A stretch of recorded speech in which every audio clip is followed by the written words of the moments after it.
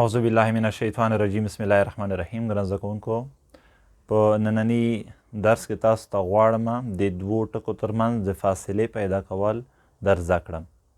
کله چې د دوو ټکو ترمنځ فاصله پیدا کوو نو د هغې لپاره یوه ځانګړي فرمول ته اړتیا ده. نو غواړو هغه فرمول لومړی ثبوت کړو او بیا ورباندې مثالونه حل کړو.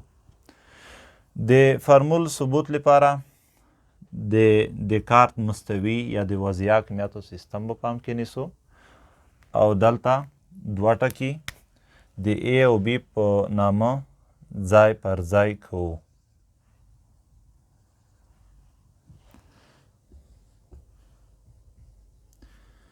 د دې ټکو فاصله او ترتیب واضح کوو. مثال د A ټکي فاصله x1 ترتیب y1 دی. د B ټکي فاصله x2 او ترتیب y2 دی. زموږ او ستاسو مطلوب دا دی چې د A او B ټکو ترمنځ فاصله به څومره وي. نو دلته دوه فاصلې په پام کې نیسو د ثبوت لپاره او دې ټکي ته وایو M. دغه د AM فاصله او BM فاصله چې واضح کوو د دې لپاره څه کوو؟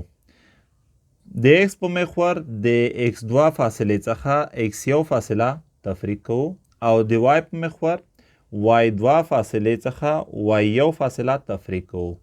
نو دلته دغه فاصله که وګورو په خپله د AM فاصلې سره مساوي ده. نو ځکه دغه فاصله چې x2 منفي x1 کی نو د AM فاصله به هم څه شی وي؟ x2 منفي x1 وي. دا چې دا فاصله د دې فاصلې سره مساوي کی نو دا فاصله چې y2 منفي y1 کیږي نو د BM فاصله به هم y2 منفي y1 په اندازې سره وي. د AB ټکو ترمنځ فاصله په D سره فرض کوو.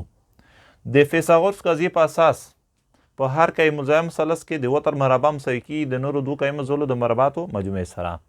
دا چې دلته دغه رامنځته شوی مثلث هم یو قایم الزاویه مثلث دی. نو کولی شو ولیکو چې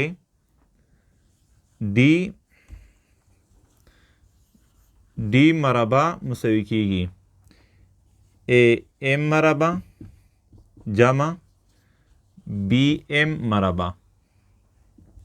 D مربع مساوي کیږي AM پر ځای x2 منفي x1 ولیکو.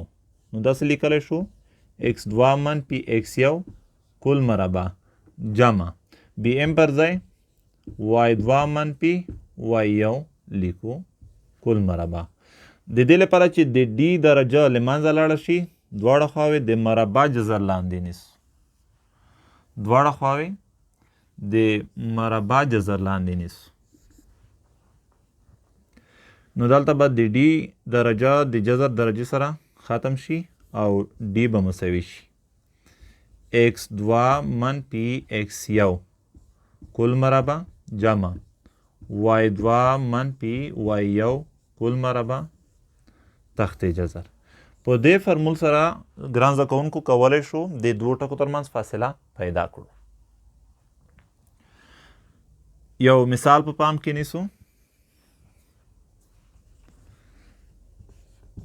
مثال A ټکی دی 2 او 3 او B ټکی دی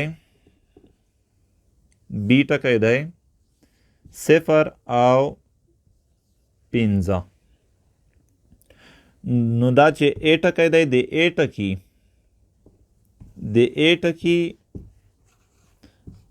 مرتبه جوړه چې کومه ده هغه په x1 y1 سره ښایو. د B ټکي مرتبه جوړه په x2 y2 سره ښایو. کوم ټکی چې اول وي هغې لپاره x1 وایو، کوم ټکی چې دویم وي د هغې لپاره x2 y2 په پام کې نیسئ.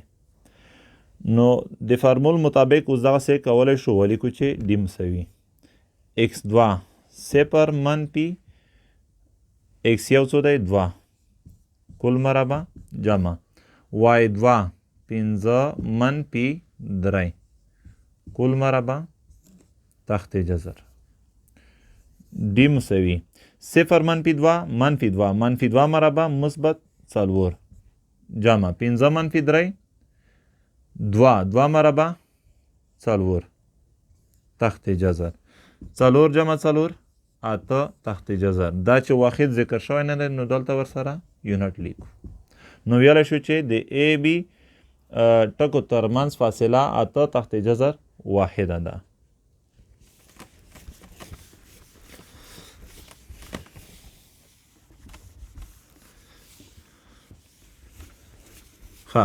یو بل مثال هم راخلو ترڅو ستاسې پوهه د فرمول په تطبیق کې ډیره شي مثال د ا ټکی دی منفي 2 او 15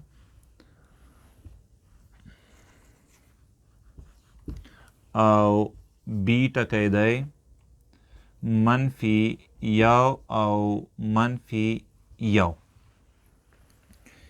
x یو وای یو x 2 y 2 نو دلته کولی شو فاصله په دې ډول پیدا کړو x 2 منفي 1 منفي 2 جمع y 2 منفي 1 منفي 15 کل مربع ده هم کل مربع کوو تحت جذر نو डी به مساوي شي منفي په منفي کې مثبت 2 مثبت شو یو منفي دی د دوو څخه که یو تفریق شي نو یو پاتې کیږي یو مربع یو کیږي منفي 1 منفي 15 منفي 6 منفي 6 مربع مثبت 10 تحت جذر